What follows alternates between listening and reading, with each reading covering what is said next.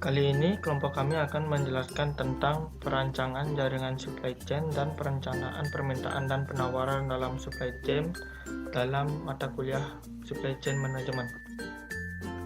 Dengan anggota kelompok Iwayan Sukadana Wibawa dengan NIM 1730384 sebagai editor. Gede Surya Aditya dengan NIM 1730677 sebagai daber. Inyoman Agus Andika dengan NIM 1730779 sebagai editor.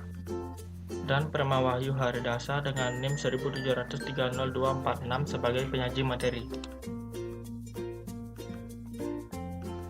Adapun pokok bahasan yang akan dibahas dalam presentasi ini adalah jaringan distribusi, desain jaringan pada supply chain, desain jaringan dalam lingkungan ketidakpastian, permintaan peramalan dalam supply chain, perencanaan agregat dalam supply chain, dan perencanaan pasokan dan permintaan dalam supply chain mengelola prediksi variabilitas. Jaringan distribusi. Jaringan distribusi adalah sebuah rangkaian kegiatan distribusi antara konsumen dengan produsen, yang artinya tanpa adanya jaringan distribusi ini maka barang-barang yang diproduksi oleh produsen tidak akan sampai ke tangan konsumen. Peran distribusi dalam rantai pasokan. Distribusi sebagai langkah-langkah yang diambil untuk memindahkan dan menyimpan produk dari tahap supplier ke tahap konsumen dalam sebuah rantai pasokan. Distribusi berdampak pada kos dan pengalaman konsumen sehingga mempengaruhi profitabilitas. Pilihan jejaring distribusi mempengaruhi tujuan rantai pasokan dari low cost ke high responsiveness.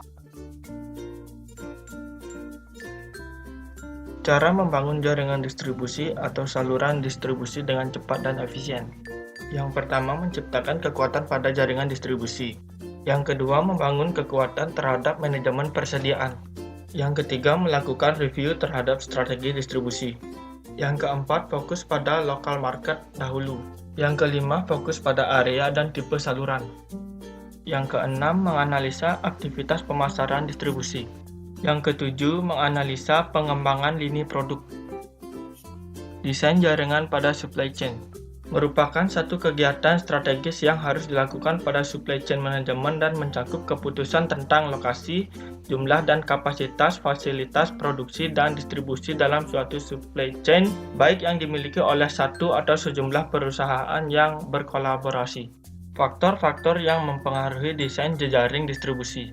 Terdapat dua faktor, yaitu kebutuhan konsumen yang dipenuhi dan kos untuk memenuhi kebutuhan tersebut. Di dalam elemen pemenuhan kebutuhan konsumen, terdapat response time, product variety, product availability, customer experience, order visibility, dan returnability. Sedangkan di elemen cost terdapat inventories, transportation, facilities and handling, dan information. Terdapat 5 pilihan desain jaringan distribusi, yaitu yang pertama, manufactured storage with direct shipping. Yang kedua, manufactured storage with direct shipping and in-transit merge. Yang ketiga, distributor storage with carrier delivery. Yang keempat, distributor storage with last mile delivery. Dan yang kelima, manufacturer or distributor storage with customer pickup.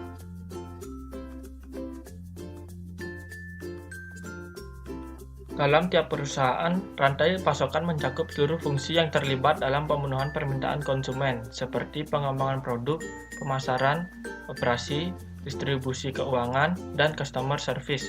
Jaringan rantai pasokan suatu perusahaan mengalami fluktuasi dalam permintaan, harga, rata-rata tukar, dan lingkungan kompetitif. Terdapat 3 metode untuk mengevaluasi keputusan desain jaringan, yaitu analisis discount cash flow, binomial representation, dan decision tree atau pohon keputusan. Pembuatan keputusan desain jaringan rantai pasokan dalam ketidakpastian mengkombinasikan perencanaan strategis dan perencanaan keuangan selama pembuatan desain jaringan, menggunakan beberapa pengukuran untuk mengevaluasi jaringan rantai pasokan, menggunakan analisis keuangan sebagai suatu input dalam pembuatan keputusan, bukan sebagai proses pengambilan keputusannya sendiri, menggunakan estimasi bersamaan dengan analisis sensitivitas. Perencanaan permintaan dan penawaran dalam supply chain. Permintaan peramalan dalam supply chain. Peran peramalan dalam supply chain, yaitu sebagai dasar untuk semua keputusan perencanaan dalam rantai pasokan. Digunakan untuk push and pull proses, yaitu penjadwalan produksi, persediaan, dan perencanaan agregat. Alokasi tenaga penjualan, promosi, dan pengenalan produk baru, investasi dan anggaran, dan perencanaan tenaga kerja. Karakteristik perakiraan. Perakiraan selalu tidak akurat dan dengan demikian harus mencakup nilai yang diharapkan dari perkiraan dan ukuran kesalahan peramalan. Perakiraan jangka panjang biasanya kurang akurat dibandingkan perakiraan jangka pendek. Perkiraan agregat biasanya lebih akurat daripada perkiraan disagregat.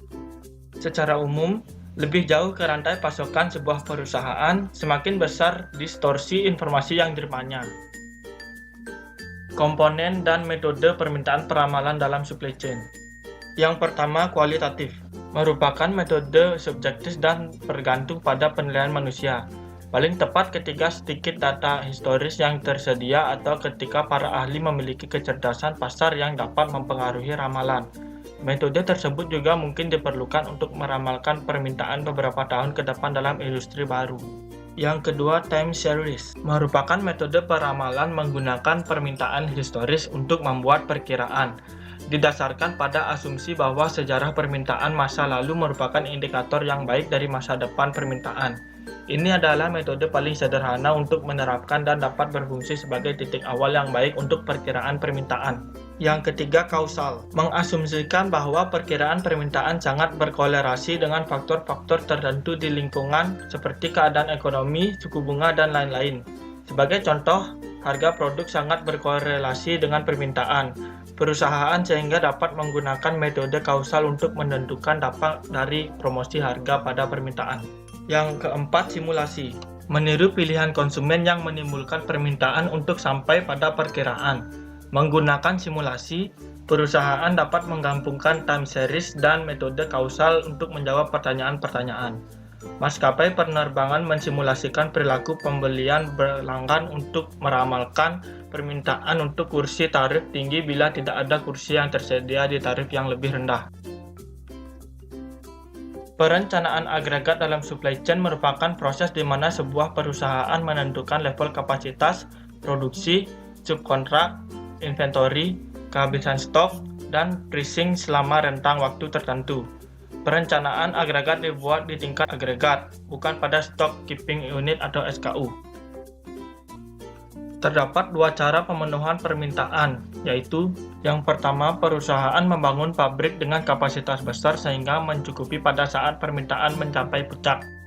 Yang kedua, perusahaan membangun pabrik kecil tetapi dibarengi dengan adanya biaya persediaan yang muncul saat permintaan rendah sebagai antisipasi terhadap permintaan di bulan depan.